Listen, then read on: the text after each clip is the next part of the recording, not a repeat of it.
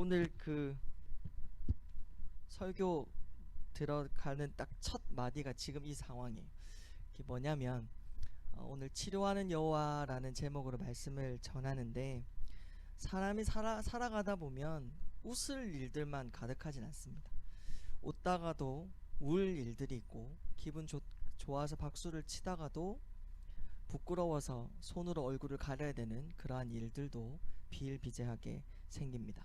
좋은 일들만 있으면 얼마나 좋겠어요. 그런데 기대한 만큼, 원하는 만큼 삶이 진행되지 않으면 또 낭망하게 되고 낙심하게 되고 또 눈물을 머금어야 되는 그런 날들이 반복되는 게 인생입니다. 이제 그러면서 내 마음대로 되는 것이 없구나 라는 것을 깨닫게 되죠. 사람이 좋은 일이 있다가 울어야 될 나쁜 일들이 생기면 마음에 상처가 생겨요. 어쩔 수 없이 그 좋지 못한 일들을 대하는 우리의 심정과 마음이 약해지기도 하고 상처도 생깁니다. 그래서 우리는 치료하는 여호와가 필요하고, 하나님이 누구이신지에 대해서 아는 것은 대단히 중요합니다. 이 코로나 시대 가운데 우리가 원하고 계획한 대로 아무것도 되지 않는 이 지금 1년 반 넘게 진행되고 있는 이런 상황 속에서 정말로 알아야 되는 것은 하나님이 누구이시고, 하나님이 어떠한 분이시고, 이 시기 가운데 내가 하나님을 어떻게 믿고 나아가야 되느냐 하는 것들을 진짜 분명하게 해야 돼요. 정말로 이런 일이 없었다면 그냥 인생은 그냥 쭉 신앙생활도 쭉 흘러갔겠지만, 여기서 하나님이 한번 브레이크를 거신 이유는 무엇일까 생각을 해보았을 때, 우리가 진짜 신앙이 무엇인가, 하나님을 믿고 사는 것의 의미가 무엇인가, 내가 산다는 것은 무엇인가 하는 것을 좀 깊이 고민하고 또 깊이 깨닫는 시간들로 삼아야 될 것 같습니다. 이스라엘 백성들이 애굽에서 광야를 거쳐 가나안으로 들어가는 이 과정을 보면 우리의 인생과 우리의 삶과 너무 많이 닮아 있어요. 이스라엘 백성들을 보면요, 홍해가 쩍 갈라지는 기적을 눈앞에서 목격을 했어요. 저번 주에 말씀드렸듯이 예기치 아니한 구원이 임했어요. 여러분, 하나님이 설마하니 바다를 갈라버리실까 하는 예상들을 인간이 했겠어요? 앞에는 건너갈 수 없는 바다죠. 뒤에는 그 대단한 강대국 애굽의 군대가 막 말을 수십만 마리를 타고 쫓아오면 땅이 진동할 거 아니에요? 그 이집트 왕자 영화 보면 애굽 군대가 쫓아올 때 땅이 진동하는 장면들이 나와요. 얼마나 무서웠을까요? 도간에 든쥐잖아요. 도간에 든지도 성질나면 사람 손을, 고양이 목을 꿰문다고는 하지만 그래도 도간에 든지는 뭐 죽는 것밖에는 남아있지 않습니다. 그런데 하나님이 이스라엘 백성 앞에서 홍해를 지팡이 하나로 쫙 갈라버리셨어요. 이게 우리가 안 경험해서 그렇지 이거 얼마나 놀랍겠어요. 그 홍해를 건너가 와서는 이스라엘 백성들이 하나님은 위대하십니다, 하나님은 대단하십니다, 하나님은 하나님밖에 없습니다 막 노래를 부르고 박수를 치고 찬양을 하고 예배를 드리고 난리가 났어요. 여러분, 우리 인생에도 예상치 못한 방법으로 하나님 기적적으로 나를 이끌어 주시면 그런 노래가 저절로 나오지 않겠습니까? 그런데 그것도 잠시 3일 동안 광야길을 걷다가 원망과 불평이 팡 터지는 사건이 나타나요. 15장은요 앞부분에 보면 막 노래하고 박수치고 이 대단한 고백들을 막 일로 말할 수 없는 고백들을 하나님께 올려드리는 장면들이 나오고, 22절에서는 희한하게 바로 원망하고 불평하고 대드는 장면들이 이렇게 아주 반전적이게 나오고 있어요. 우리의 삶과 비슷하죠. 하나님이 내 기도에 응답해 주시면 하나님 대단하십니다, 하나님밖에 없어요, 역시 하나님을 믿고 살아야 되는군요 라고 찬양하고 예배하고, 하나님 좀 잘 밀어주시면 교회 오는 것이 즐겁구나, 어려운 일이 있거나 속상한 일이 있거나 계획대로 되지 않는 일들이 있으면 그냥 잠시 교회도 쉬고 싶고 예배도 뭐 그냥 그렇게 그저 이렇게 가는 우리의 모습과 굉장히 많이 닮아있죠. 저도 마찬가지예요. 하나님이 막 은혜를 주시고 하면 막 즐겁다가도 막 메마른 광야를 걷는 것 같은 마음이면 그냥 강팍해지고 원망하고 불평하는 우리의 왔다 갔다 하는 사람들을 이스라엘 백성들이 잘 보여주고 있습니다. 여러분, 물을 좀처럼 구할 수 없는 광야길을 3일 동안 걷는다고 하면 어떨까요? 여러분은 주여 주님 주실 줄 믿습니다. 물이 하늘에서 땅에서 솟구칠 줄 믿습니다. 이렇게 하고 기도하면서 룰루랄라 박수치면서 갈 수 있겠어요? 이스라엘 백성들의 원망이 어느 정도는 굉장히 정당해요. 3일 동안 물을 제대로 마실 수 없었어요. 그런데 보니까 이제 우물 같은 것이 있는 거예요. 와, 물을 만났어요. 너무 기뻤겠죠. 근데 먹어보니 뭐예요? 쓴물이에요. 이 그 우물의 이름이 지금 마라라고 되어 있는데, 마라라는 말이 쓰다라는 뜻이에요. 이게 어떻게 해서 쓴 거냐면 약처럼 쓴 게 아니라, 여러분 소금의 양이 많은 물을 먹어보신 적 있어요? 바다보다도 더 소금의 양이 많은 물 쓰잖아요. 짜다 못해 쓰잖아요. 그런 뜻이에요. 마라의 물이 짜다 못해 쓴 물이에요. 그러니까 먹자마자 어떻게 해요? 탁 뱉어버릴 수밖에 없죠. 여러분 생각을 해봐요. 3일 동안 물을 못 마셨단 말이죠. 그런데 겨우겨우 만난 물이 먹지도 못하는 짜고 쓴 물이에요. 얼마나 열받겠습니까? 그지 않아요? 배가 고파 죽겠는데 집에 들어갔더니 곰팡이 핀 밥밖에 없다고 하면 밥통을 집어 던지지 않겠습니까? 이게 화가 나는 건 당연한 거죠. 사람이요, 먹고 마시는 문제가 걸리면 열받아요. 하나님께 대들죠. 모세한테 우리를 왜 데리고 나왔느냐 부르짖고 이제 불평하기 시작을 한 거죠. 그때 지도자 모세가 기도합니다. 여러분, 난세의 지도자는요, 기도하는 사람이어야 해요. 이런 코로나 시대 때에 막 뭘 해보려고 하거나 뭔가 대단한 아이디어를 내거나 이런 것보다도 묵묵히 주님 앞에 기도하며 우리의 영혼을 가다듬는 사람이 정말로 큰 지도자죠. 모세는 기도를 했습니다. 그랬더니 하나님이 그 우물 곁에 있던 한 나무를 가리켜요. 모세가 그걸 주워다가 물에 던졌죠. 그래서 어떻게 됐어요? 쓴물이 단물이 되었어요. 여러분, 목이 말라서 물을 먹으면 그냥 달아요. 설탕을 안 넣어도. 그런 뜻이에요. 그 3일 동안의 갈증이 확 해소되었다는 뜻이에요. 단물이 되었다는 건. 근데 우리는 그 나무가 도대체 어떤 나무냐 하는 것에 굉장한 관심을 가져요. 그래서 학자들도 보면요, 그 나무는 자연적으로 물을 치료하는 뭔가 성분이 있는 나무다 이렇게 말하는 사람도 있고, 영적으로 말하면 그 나무는 예수님이 십자가 달리셨을 때 짊어지셨던 그 나무가 그 나무다, 뭐 그 같은 종류다, 뭐 이렇게 해석하는 사람도 있고요. 별별 해석이 다 나와요. 그리고 또 모세가 든 지팡이 그 나무가 하나님이 가르쳐 주셨던 그 나무다, 뭐 하여튼 연결해가지고 도대체 그 나무는 무슨 나무냐, 이제 이거에 대한 관심이 굉장히 많아요. 솔직히 그때 하나님이 가르쳐 주셨던 그 나무가 예수님이 짊어지셨던 그 십자가 나무와 똑같다면 얼마나 은혜가 돼요. 근데 이거는 추측이지 성경에서 나와 있지 않아요. 그 나무가 뭐냐 하는 것에 집중하기보다 하나님의 행동에 집중을 해야 돼요. 자, 우물 그 광야는요, 지나가다 보면 시띠나무라는 조그마한 나무들이 많이 있어요. 말라 비틀어진 것도 있고 나뭇가지 떨어진 것도 있고, 하여튼 그런 바짝 마른 나무들이 많이 있어요. 우물 곁에도 나무들이 있었겠죠. 어쨌든 쓴물이든 단물이든 물이 있으니 뭐 조금이라도 나무가 있었지 않았을까요? 거기에 떨어져 나온 나뭇가지들도 있었을 거예요.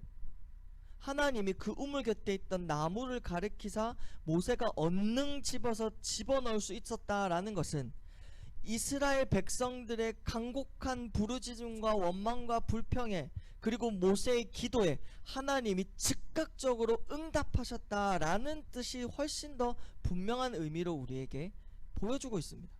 하나님은 우리의 기도에 즉각적으로 응답을 하세요. 근데 우리는 그걸 경험적으로 잘 못하죠. 내가 기도 1년을 해도 잘 안 들어주시니까. 자, 그럼 어떻게 우리가 생각을 해야 되느냐 보세요. 여러분이 어리면 어릴수록, 여러분이 아기였을 때 엄마 아빠는 어떻게 할까요? 여러분이 조금만 울어도 즉각적으로 엄마 아빠는 반응하게 되어 있어요. 무슨 말인지 알죠? 여러분이 잘 모를 때, 여러분이 깐난장의 아기일 때는 숨소리만 좀 달라도 벌떡 일어나는 게 부모님이에요. 요즘 우리 미나가 콧물 감기에 걸려서 이게 숨만 좀 달라지면 벌떡 일어나서 괜찮은지 콧물 닦아주는지 뭔가 반응을 해요. 어릴수록 즉각적 반응이 있어요. 이스라엘 백성들은 애굽에서 430년 동안 종살이를 하고 살았어요. 그리고 광야로 끌려 나왔어요. 홍해 바다를 건넌 사건을 예수 그리스도의 십자가 사건으로 비유하며 이스라엘 백성들이 구원을 받았다라고 해석을 해요. 왜 그러냐면 보세요. 애굽 뒤를 쫓아가는 애굽의 입장에서 홍해 바닷속으로 들어가는 이스라엘 백성들이 어떻게 보였을까요? 야, 저 사람들이 바닷속으로 들어가는데 죽으려고 가나? 뒤를 쳐다보니 죽으러 들어가는 것처럼 보여요. 그런데 홍해 이쪽에서 걸어 나오는 이스라엘 백성들을 보는 사람들의 입장은 어때요? 야, 바다 중간을 통과해서 살아남았네? 그죠? 여기에서는 죽음을 볼 때는 죽었는데 여기서 볼 때는 살아나온단 말이에요. 이것이 예수 그리스도의 십자가는 볼 때는 죽음인데 우리에게는 생명을 주신 것처럼 홍해 사건을 구원, 예수 그리스도의 십자가의 구원을 그대로 보여주고 있는 사건이다. 이제 이렇게 이야기를 해요. 뭐 이런 어려운 이야기는 내비두고 이스라엘 백성들이 애굽의 노예로 종으로 살다가 이제 금방 구원받아서 이제 금방 하나님의 자녀로 태어나는 갓난장이로 지금 광야에 있는 거와 같아요. 그러니 하나님이 이 갓난장이 같은 이스라엘 백성, 이제 막 구원받아서 앵앵거리는 이스라엘 백성들에게 직접으로 즉각적으로 응답해 주셨다라는 것을 우리가 받아들일 수 있는 내용입니다. 그러면서 하나님이 뭘 가르쳐 주시냐면 그러면 하나님이 내 기도에도 즉각 응답해 주시겠네? 하나님이 내 기도에도 즉각 응답해 주셔야 되는데 왜 안 해주시지? 이렇게 하자고 하는 이야기가 아니라 그렇게 하나님께서 깐난장이 같은 이스라엘 백성들에게 즉각적으로 응답해 주시며 뭘 가르쳐 주시는가가 중요해요.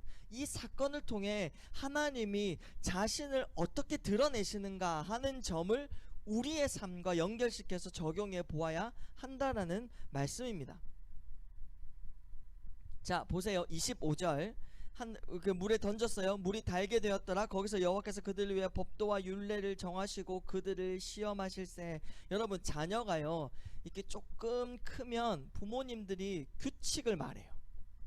어린 아이, 말귀도 못 알아먹는 아이에게는 규칙과 법도와 뭐 이게 우리 가정의 원칙들을 설명하지 않아요. 애가 좀 말을 알아들으면 밥 먹을 땐 그렇게 하는 거 아니야?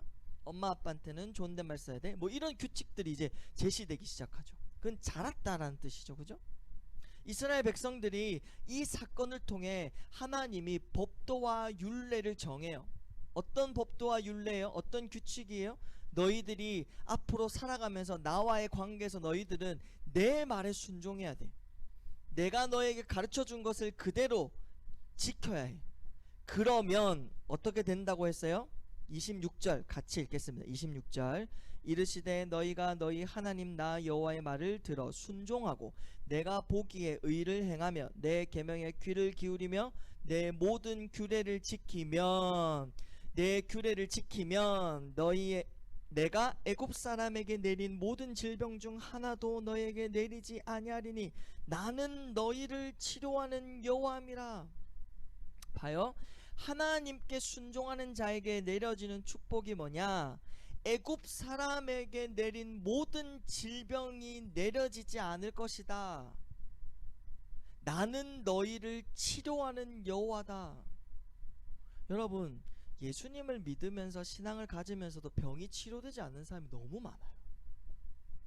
그냥 암에 걸려서 생을 빨리 마감하시는 분들도 많아요. 옆에서 우리 엄마 살려주세요, 우리 아빠 살려주세요 라고 간절히 하나님께 기도하는 자녀들의 기도에 응답하시지 않고 데려가시는 일들도 굉장히 많아요. 그럼 하나님 뭐예요? 치료하는요? 난 하나님 믿는데, 난 예수님 믿는데 하나님 나에게는 치료하는 여호와가 아닌가? 그런 뜻이 아니에요. 이 구절은 하나님은 무조건 모든 질병에 치료하시고 예수 믿는 자들은 모든 질병에도 걸리지 않고, 여러분 예수님 잘 믿으면 감기도 안 걸려야 되잖아요. 우리 아들은 지금 감기 걸려 있어요. 그럼 내 신앙이 이상한 건가요? 아니잖아요. 그죠? 예수님 잘 믿어도 피곤하고, 어떤 사람은 요즘 우리 교회에도 뇌에 이상이 생겨서 수술 받으시고 수술 중에 위험한 상황이 터져서 막 기도하고, 이런 점도 뭐 너무 많아요. 하나님 뭐예요? 사람 차별해요? 교회에 돈 많이 헌금 많이 한 사람들의 기도만 응답해 주시는 거예요? 실력 좋은 사람, 교회를 위해, 하나님을 위해, 나라 아주 위대한, 아주 실력 좋은 사람들의 기도에만 응답해 주시는 아주 차별적 대우를 하시는 하나님이세요? 지금 이 구절을 딱 보면 그렇잖아요. 뭐예요? 비상이. 오늘 현충일이라서 네, 깜짝 놀랐네요. 자, 잘 보세요. 성경을 잘 봐야 돼요. 단어들을 잘 봐야 돼요. 자, 보세요. 어떤 질병 중 하나라도 주지 않겠다라고 말해요. 애굽 사람에게 내린 모든 질병 중 하나도 너에게 내리지 아니하리라. 누구한테 내린 질병을 내 자식한테는 주지 않는다? 애굽 사람, 하나님을 믿지 아니하는 자, 하나님을 등진 자, 하나님이 없어도 되는 자, 하나님은 이 세상에 존재하지 않는다라고 버럭버럭 대드는 자, 하나님하고 상관없이 사는 자에게 내려지는 질병 중 하나도 너희에게는 주지 않겠다. 이 뭐예요? 너는 내 거다. 내가 책임을 진다. 이런 뜻이에요. 내가 네 편이다. 쟤네들은 질병이 걸리든 안 걸리든 나는 모르겠고 나는 너희들의 편이다. 그러니 여기 보세요. 나는 치료하는 여호와다 라고 말하지 않고 나는 너희를 치료하는 여호와다 이렇게 이야기하고 있어요. 모든 질병을 다 치료해주는 여호와라는 말이 아니라 내가 너희를 치료하는 여호와다. 이 말은 뭐예요? 너희는 내 거고 나는 너희 거다, 이런 뜻이에요. 세상 하나님을 모르고 사는 사람들과 여러분 예수님을 믿는 사람 둘 중에 질병이 걸렸으면 하나님이 누구 편을 드시겠다는 뜻이에요? 내 편을 드시겠다는 뜻이에요. 하나님이 우리 편이라는 뜻이에요. 하나님이 다른 사람에게 세상에 내려지는 질병을 우리에게 내리신다라는 말이 아니에요. 똑같이 대우하시지 않겠다라는 뜻이에요.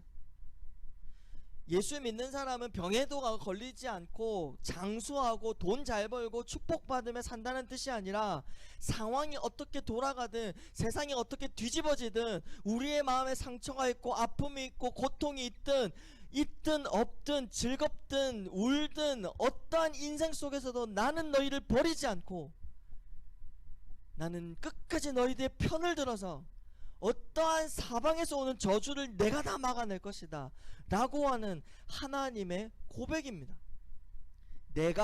나는 너희를 치료하는 여호와다. 하나님은 원래 치료하시는 분이세요.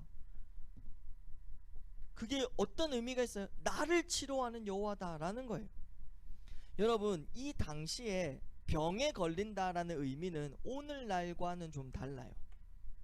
병에 걸리면 하늘이 저주했다라고 분명하게 인식되니까 신앙적으로 인식되게 되어 있었어요.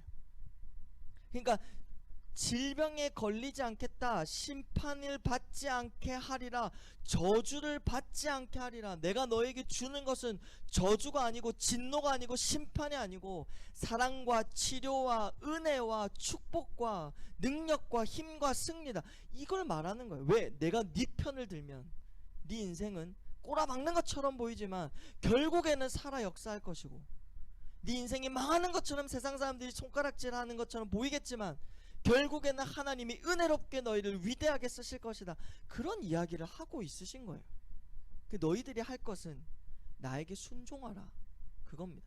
여러분 그냥 상식적으로 생각을 해보면 어떤 사람의 어떤 분의 말이 귀에 들려요? 그분으로부터 사랑을 받은 사람은 그 사람의 말을 듣게 되어 있어요. 그냥 막 대단한 사람이고 막 그런 사람의 말이 아니라 나를 정말로 아끼고 사랑하는 사람의 말이 들리게 되어 있어요. 그리고 그 사람의 말을 따르게 되어 있어요. 그러니까 하나님이 순종하라 라고 말을 명령하실 때는 하나님의 사랑이 베이스로 깔려있는 말이에요. 내가 너희를 이렇게 편드니까 너희는 내 말을 들어야 돼. 그래야 너희들이 살아. 이 이야기를 하고 계시는 거죠. 여러분, 나는 너희를 치료하는 여호와다. 이 말은 어떠한 저주와 어떠한 공격과 어떠한 세상 심판과 진노와 아픔과 고통이 너희들을 엄습해서 너희들을 망하게 두지는 않을 거다. 이런 말씀을 하고 계시는 거죠. 그런데 그리스도인도 살아가다 보면 고통을 겪어요. 아픔을 겪어요. 바닥을 치며 울 날이 와요. 그럼 하나님이 나를 버린 자일까요? 아니에요. 그 속에서 우리와 함께 고통하시는 하나님을 만나게 해주세요. 우리 인생을 향해 눈물 흘리시는 그 하나님을 보게 하세요. 그 아픔 속에서 이런 데까지도 나와 함께 하시는 하나님과 만나게 해주신다. 달라요. 세상 사람들이, 하나님을 믿지 않는 자들이 겪는 고통과 우리의 고통은 격이 달라요.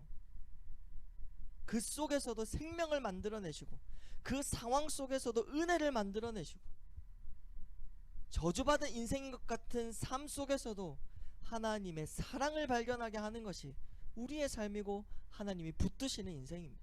그러니까 지금 망한 것 같다라고 실망하지 마십시오. 나는 너희를 치료하는, 너희를, 이 말이 중요해요. 하나님은 원래 치료하시는 분이에요. 여러분, 전 세계에 많은 유명한 의사, 뭔가를 다 잘 고치는 의사가 있다라는 사실을 아는 게 뭐가 중요해요? 그죠? 미국에 뭐 호킨스 병원 같은데 세계적인 의사가 있다, 나는 그 의사가 있다라는 걸 안다는 게 나랑 무슨 상관이에요? 그 의사가 나를 치료해 주느냐 아니냐가 중요한 거죠. 마찬가지로 하나님은 치료하는 여호와세요. 내 편인 그 여호와가 중요한 거예요. 하나님은 나를 떠나시지도 않고 내 편을 들어주세요. 그 하나님을 만나는 게 여러분의 인생 평생에 알아야 되는 숙제예요. 하나님이 얼마나 나를 위하고 계시는가, 하나님이 얼마나 나를 사랑하고 계시는가, 하나님이 나를 얼마나 애지중지해 내고 계시는가, 그걸 아는 친구들은 어려움을 극복하게 되어 있어요. 실망 대신에 기대와 소망을 가지고 웃을 수 있어요. 하나님이 여러분이 원하는 대로 해주지 않는다고 하나님이 나를 미워하시거나 나를 버리시거나 나에게 무관심하다라고 생각하지 마십시오. 하나님은 우리에게 치료하는 여호와로 우리의 사방에서 달려드는 저주와 우리를 무너뜨리려고 하는 사방에서 달려드는 공격들을 막아내시며 내 자녀라고 말씀해 주시는 하나님이 늘 내 곁에 계십니다.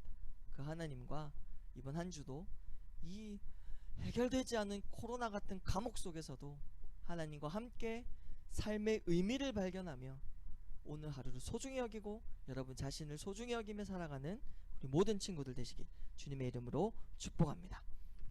우리 예수 나의 좋은 치료자 찬양하고 잠깐 기도하고 우리 마무리하며 나가시겠습니다. 가사가 나오지 않으면 제가 가사를 읽어드리겠습니다. 아니면 여러분 핸드폰에 예수 나의 좋은 치료자 치면 뭐 바로 악보가 뜨니까요. 우리 온라인으로 함께하는 친구들은 그런 방법으로 가사를 보셔도 좋겠습니다. 예수 나의 좋은 치료자 찬양하겠습니다.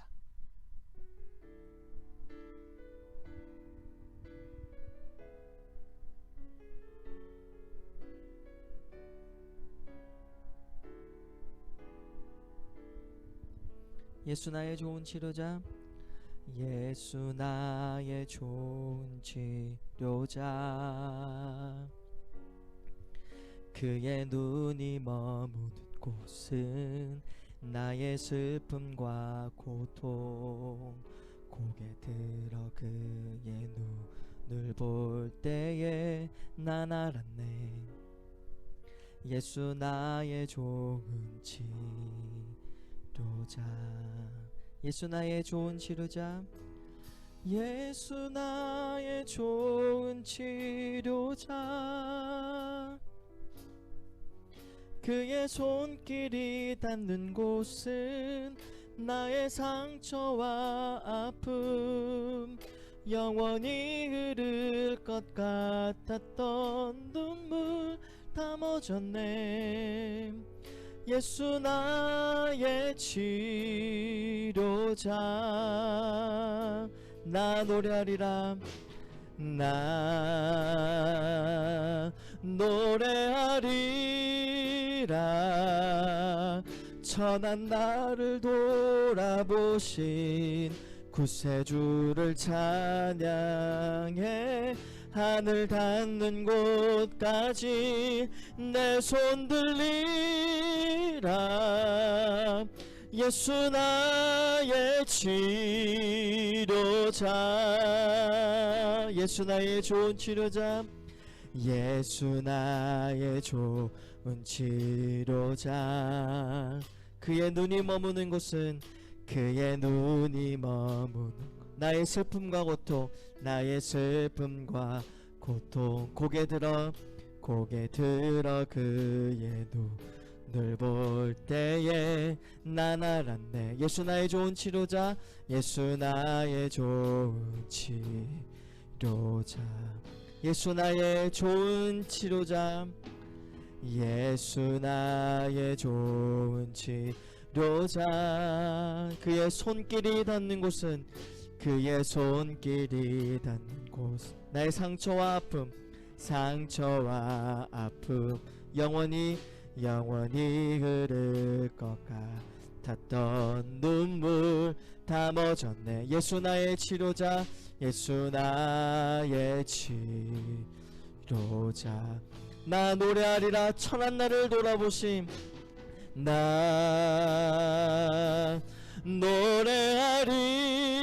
노래하리라. 천한 나를 돌아보신 구세주를 찬양해. 하늘 닿는 곳까지 내 손 들리라. 예수 나의 치료자. 나 노래하리라. 나 노래하리라. 천한 나를 돌아보신 구세주를 찬양해. 하늘 닿는 곳까지 내 손 들리라. 예수 나의 치료자. 나 노래하리라. 나 노래하리라. 천한 나를 돌아보신 구세주를 찬양해. 하늘 닿는 곳까지 내 손 들리라. 예수 나의 치료자. 이 시간 함께 기도하겠습니다. 상황과 환경은 나를 향해 손가락질하며 너 이것밖에 안 돼 라고 할 수 있습니다. 내 자신도 나를 쳐다볼 때 이것밖에 안 되나 천하다 라고 생각할 수도 있습니다. 저는 그랬습니다. 내가 내 자신도 사랑할 수 없었고 내 상황도 나를 밀어주지 않는, 주변에 사람은 있지만 외로웠던 순간들이 한두 번이 아닙니다. 그런데 천한 나를 돌아보신 분은 예수님이셨습니다. 그냥 먼 곳에서 나를 지켜보시는 분이 아니라 나같이 천한 분이 되셔서 내 곁에 오셔서 내 편이 되어 주셨습니다. 내가 힘들 때 나에게 말을 걸어 오셨습니다. 먼저 나에게 손을 뻗어 주셨습니다. 여러분, 이것을 아는 것이 인생입니다. 이 하나님을 알고 이 예수님의 사랑을 아는 것이 우리가 하루를 살아가는 삶의 의미입니다. 여러분의 삶이 힘들 것 같습니다.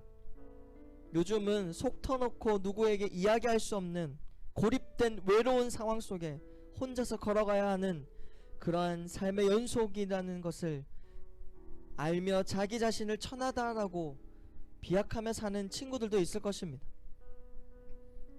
하나님이 우리를 위로하십니다. 내가 너희를 치료하는 여호와라. 하나님이 사방에서 날라 들어오는 공격과 저주와 심판과 진노와 아픔과 슬픔과 고통을 막아내 주십니다. 우리가 겪는 고통은 하나님이 함께 하시는 고통입니다. 우리가 겪는 슬픔은 하나님이 함께 오시는 슬픔. 그러니 외로워하지 말고 주님과 함께 걸어가시기 바랍니다. 이 시간 함께 기도할 것은 우리의 처지와 상황을 하나님께 아뢰며, 하나님, 내 곁에 계신다고 말씀을 들었는데 어디 계신가요? 알려주시고 느껴지게 해주시고 주님과 함께 동행하며 살아갈 수 있게 해주시옵소서. 이 시간 함께 기도하며 나아가시겠습니다. 살아계시고 역사하신 하나님 아버지, 우리 친구들 곁에 계시지요. 우리 친구들의 편이 되어 주신 것과 맞지요. 하나님, 오늘 말씀을 통해 내가 너희를 치료하는 여호와라. 애굽 사람들이 겪는 질병을 겪지 않게 하리라.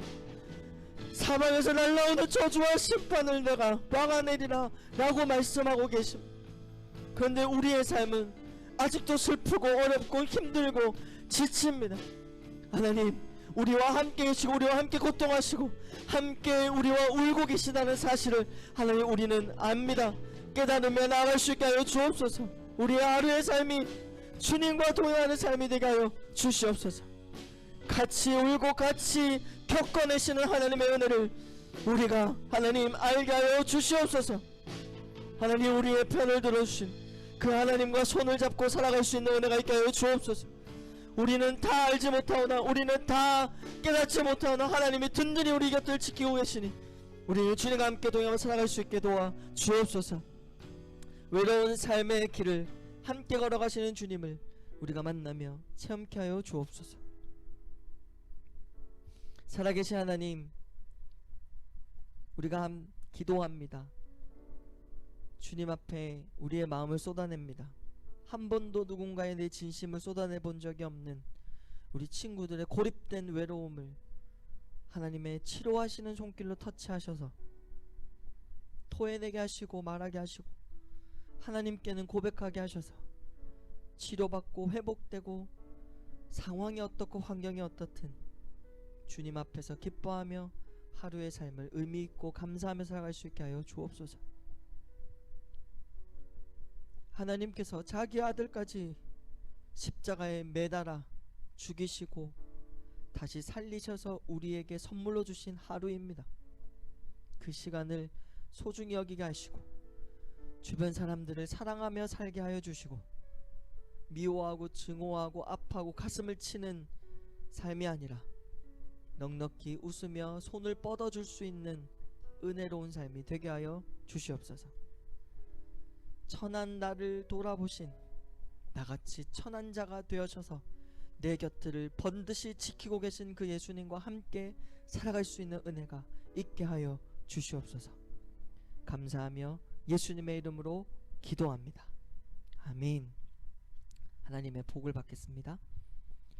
주 예수 그리스도의 은혜와 우리 하나님 아버지의 놀라우신 사랑과 그것을 알게 하시고 느끼게 하시고 경험케 하시는 성령님의 은혜가 천한 나를 돌아보시며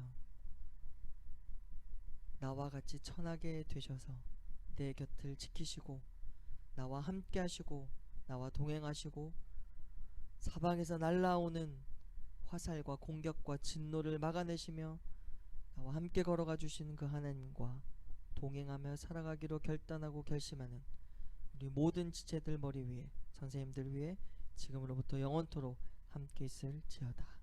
아멘.